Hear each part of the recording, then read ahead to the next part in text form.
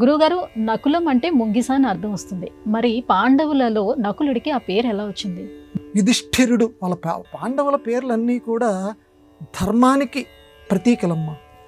యుధిష్ఠిరుడు ధర్మరాజు గారి యొక్క పేరు. యుధి అంటే యుద్ధం, స్థిరుడు స్థిరంగా ఉండేవాడు.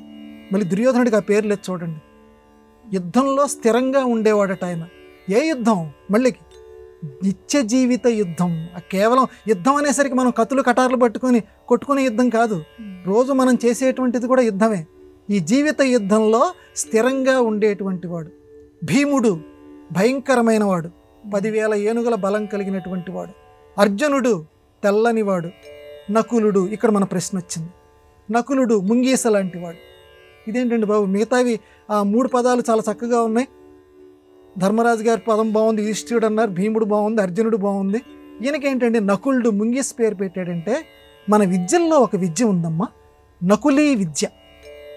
నకులీ విద్య అంటే ముంగీస ఏం పని చేస్తుందంటే, పడగ ఎత్తినటువంటి పావుని పడగ ఎత్తనివ్వదు, పడగ మీద కొడుతుంది ఒక్క దెబ్బ, భయపడిపోతుంది పాము.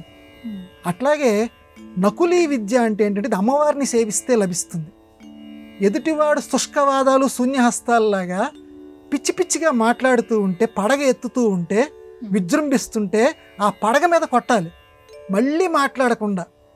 గ్రంథాల్లోంచి ఉదాహరణలు చూపించి, పిచ్చి పిచ్చిగా మాట్లాడకరా నాయన, గ్రంథాల్లో ఉన్నది ఇది, నీకు నాలిక ఉన్నది కదా అని చెప్పి ఏదో దుర్వాదాలు చెయ్యకు అని చెప్పి, ముంగీస గనక పాము పడగ మీద కొట్టి మళ్ళీ పాముని ఎలా పైకి లేవనీయకుండా చేస్తుందో, శుష్కవాదాలు చేసేటువంటి వాళ్ళ యొక్క ఆ పడగల మీద, ఆ మాటల పడగల మీద కొట్టేటువంటి విద్య నకులీ విద్య అంటారు.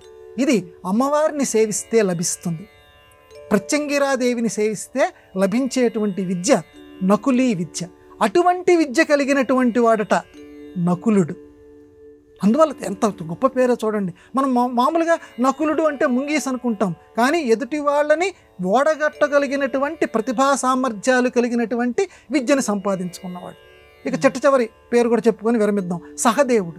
సహదేవుడు మహాదేవుడితో పాటుగా సంచరించేటువంటి స్వభావం కలిగినటువంటి వాడు, అంటే దేవతా బుద్ధి కలిగినటువంటి వాడు. అందుకనే ఈ కుంతీదేవి కూడా అందరి పాండవుల్లోకి కూడా ద్రౌపదీదేవిని అరణ్యంలోకి పంపిస్తున్నటువంటి సమయంలో సహదేవుడిని కొంచెం జాగ్రత్తగా చూసుకోమ్మా అంటుంది.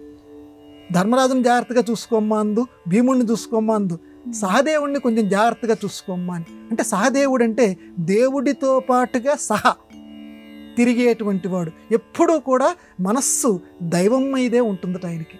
అందుకే ఆయనకి సహదేవుడు అని పేరు పెట్టారు. సరే, నకులుడు అంటే అదమ్మ. కాబట్టి నకులీ విద్యని అభ్యసించాలి లోకంలో అని చెప్పటానికి నకులుడు అని పేరు పెట్టారు.